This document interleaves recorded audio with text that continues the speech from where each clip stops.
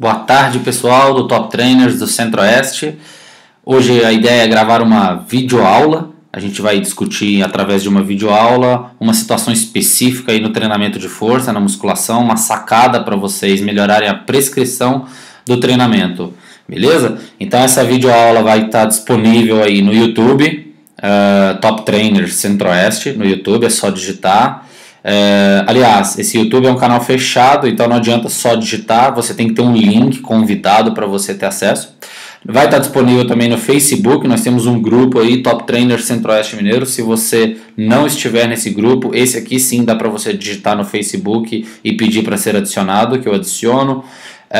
Também na nossa lista de transmissão. Então quem não estiver recebendo informações particulares aí no número do número 011 9634 45477, envie uma mensagem no WhatsApp, manda um zap para esse número aqui que eu adiciono vocês na nossa lista de transmissão do Centro-Oeste Mineiro, tá legal? Já tem mais de 80 pessoas e aí vocês vão receber o link dessa videoaula que eu estou falando agora para vocês, beleza?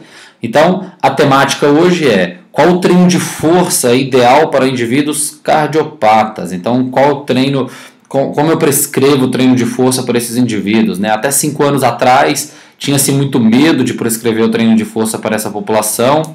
Alguns médicos da geração anterior, que ainda estão em atividade, não recomendam um treinamento de força, mas os médicos mais novos, mais atualizados, já sabem da extrema necessidade dos indivíduos cardiopatas fazerem um treinamento de força, o quanto que ele é benéfico para indivíduos cardiopatas quando ele é prescrito de maneira adequada, ou seja, eles precisam de treinar tanto aeróbio quanto a musculação, mas existe um treino adequado para esse tipo de população e a gente vai discutir um pouco aqui hoje. Então, como a cardiopatia ela envolve diversos eventos negativos aí relacionados ao coração, a gente vai dar uma resumida na situação para a gente ser um pouco mais específico, ou seja, nós vamos falar hoje um pouco de infarto agudo do miocárdio. Então, a prescrição do treino de força para quem já teve uma situação aí de infarto agudo do miocárdio, uma situação muito comum para homens aí acima de 30, 35 anos, é ter pelo menos um evento aí na vida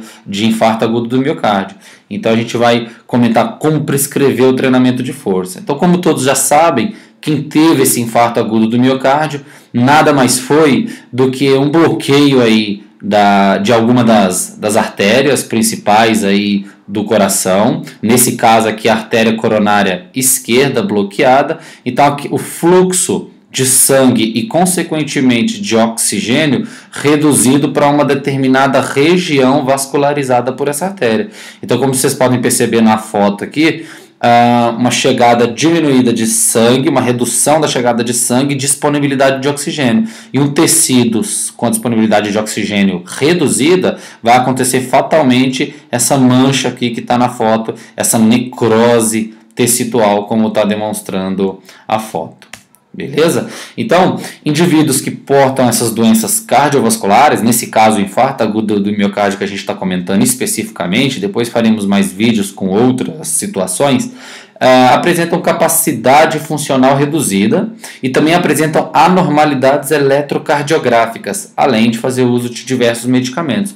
Por quê? Porque essa capacidade funcional, esse tecido que foi necrosado, que a gente mostrou na figura anterior, esse tecido necrosado, ele chega a fazer uma diferença em todo funcionamento, até mesmo na atividade elétrica, distribuição dos impulsos elétricos do coração. Então esse coração ele começa a trabalhar de forma muito diferente do que ele trabalhava antes, com a capacidade muito reduzida. Então vamos dar um exemplo aqui para melhorar para vocês a ideia, ficar mais claro.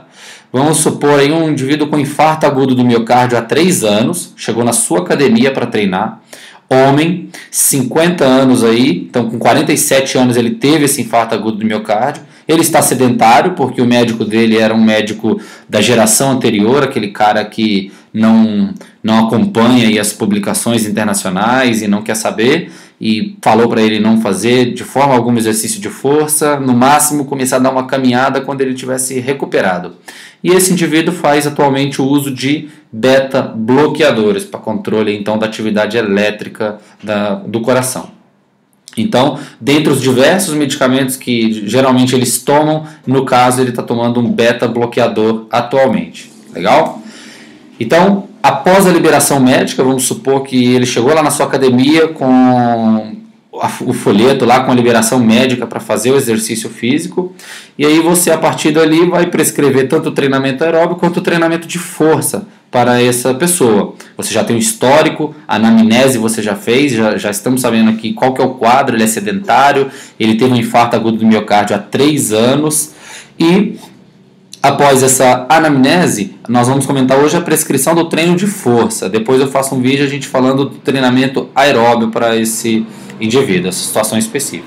Então, considere o seguinte, a principal limitação dessa pessoa é o duplo produto. Ou seja, o duplo produto, ele é nada mais do que eu considerar a frequência cardíaca e a pressão arterial em um determinado tempo, ou seja, na mesma situação. Então, aumentos de frequência cardíaca e pressão arterial conjuntos, olhando para essas duas variáveis no mesmo tempo, isso representa para mim funcionalidade, trabalho do coração. Então, o duplo produto é trabalho. Guardem isso. Duplo produto é o trabalho do coração. Se aumentou o duplo produto, o coração está trabalhando mais. Se diminuiu o duplo produto, o coração trabalhando menos. Ou seja, o duplo produto deve ser preservado. Você tem que tomar um cuidado com essa variável. Esse duplo produto não pode aumentar em excesso durante ou após o exercício.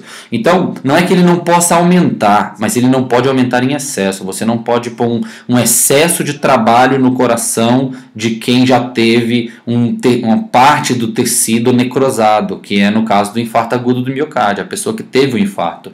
Então, eu não posso aumentar o trabalho desse coração em larga escala e por longo período de tempo, porque essa pessoa não suporta, ela não tem preparo estrutural aí no miocárdio dela para isso. Pelo contrário, eu colocando um trabalho pesado em cima desse coração, eu vou reduzir ainda mais a disponibilidade de oxigênio para esse miocárdio e eu posso gerar aí mais complicação, e a minha intenção aí era, na verdade, trazer adaptações positivas para esse miocárdio.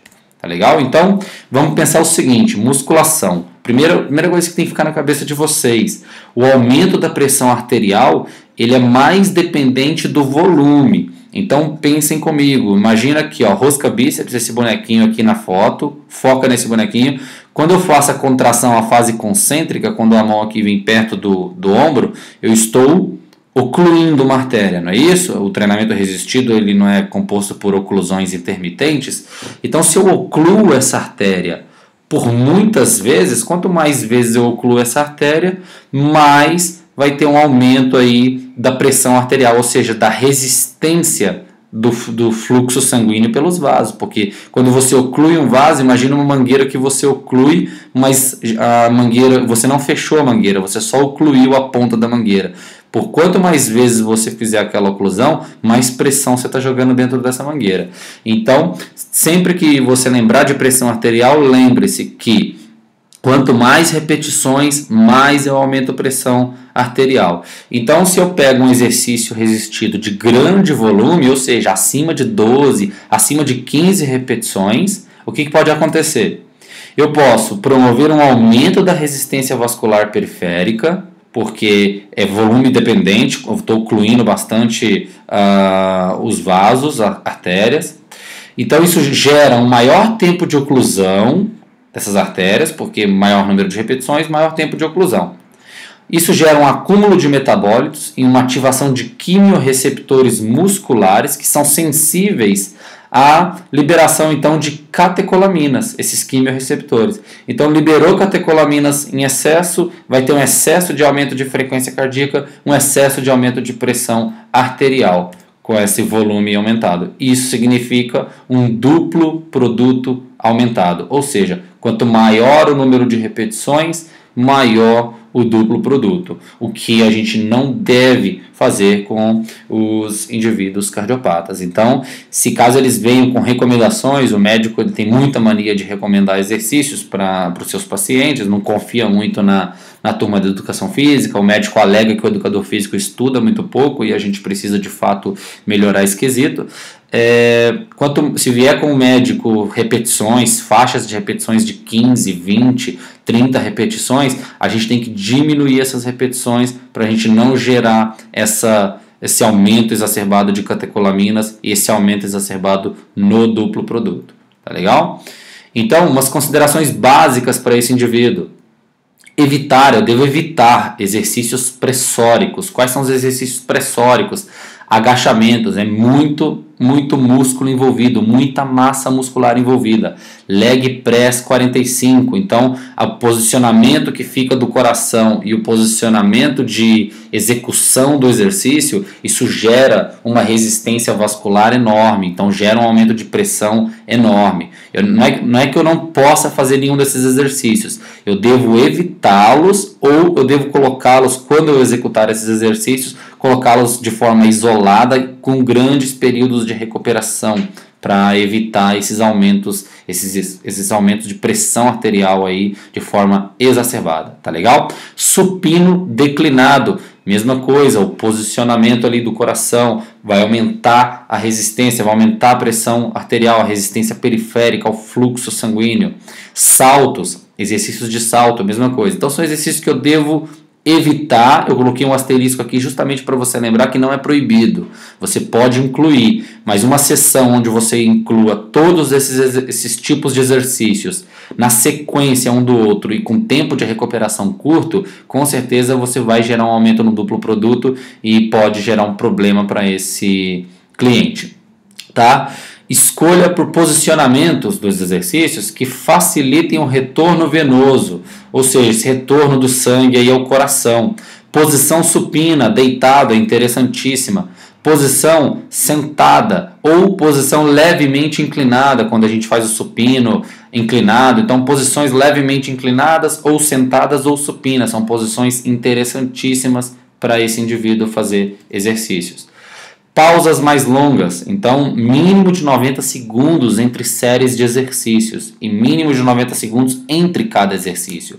Então esse indivíduo ele tem que fazer exercícios aí com pausas longas, tem que ter um frequencímetro nele para você analisar se a frequência cardíaca dentro desses 90 segundos voltou ao basal. Tá legal? E lembre-se que o basal dele e a frequência dele, ele tem beta-bloqueador. Então, se ele está com uma frequência de 130 no polar, se ele não tivesse com beta-bloqueador, ele estava a 150, 160, dependendo da concentração desse beta-bloqueador.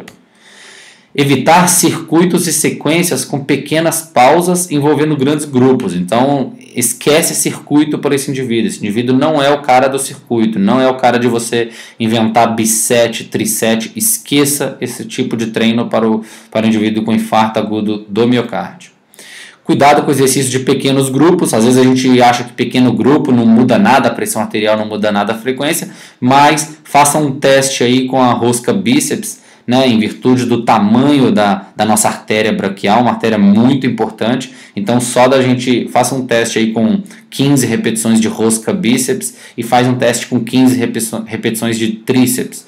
Tríceps a gente eleva muito menos a frequência e pressão do que rosca bíceps pela oclusão de uma artéria de maior calibre. Então tomar alguns cuidados, pode aplicar o exercício, a rosca bíceps, mas tomar alguns cuidados com o volume. Tá legal? Menores repetições. Então, para fechar, menores repetições, porque se eu coloco menos repetições, eu tenho menos tempo de oclusão, isso gera menor aumento de pressão arterial. Tá legal? Então, se você não tiver um frequencímetro, se você não tiver um esteto e um esfigmo para você aferir a pressão arterial dessa pessoa, nem comece a treiná-la. Esse indivíduo precisa de ter um frequencímetro ali, para você ter controle durante o treino inteiro da recuperação dele da frequência. E pressão arterial você tem que medir no mínimo pré-treino, durante pelo menos um momento intermediário do treino e no final do treino para ele ir embora para casa. Para pressão, para que ele possa treinar, ela tem que estar aí abaixo de 14/8. Acima de 14/8 já é risco para você. Então ele tem que estar com essa pressão controlada, abaixo de 14/8 para iniciar o treino. Para ir embora a mesma coisa, abaixo de 14/8. E frequência cardíaca desse indivíduo, geralmente a frequência cardíaca dele de repouso, ele é um indivíduo sedentário, vai estar uma frequência em torno de 80, 90 por conta do beta-bloqueador.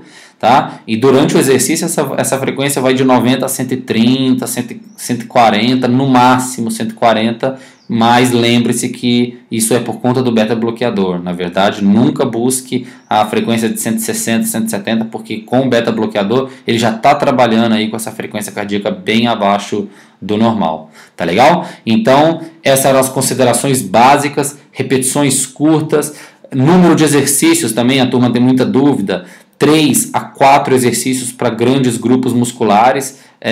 Esse cara tem que treinar de 2 a 3 vezes por semana, então de forma não consecutiva, então ou segunda, quarta e sexta, ou terça e sexta, se ele treina 2 vezes, então tem que dar uma recuperação bacana. 3 a 4 exercícios para grandes grupos envolvendo tanto superior quanto inferior, então não é seletivo o treino dele é geral, é corpo inteiro. Então de 4 exercícios, 2 para um para peitoral, um para dorsal, um para região anterior de coxa, um para região posterior de coxa.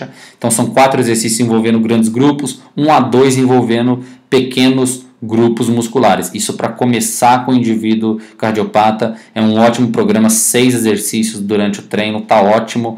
E depois quando ele for já pegando essas adaptações do treinamento, aí sim você pode dar uma progredida na situação e você pode começar a fazer exercícios mais localizados. Aí ele pode sim aumentar essa frequência de 3 para 4 vezes por semana e você trabalhar parcelado aí, ou você trabalhar localizado por articulação. Aí ok, mas lembre-se da faixa de repetição. Não trabalhe com faixas de repetições acima de 8, de 10 repetições. Trabalhe entre 6 e 8, 5 e 8, 5 e 10 no máximo, tá legal?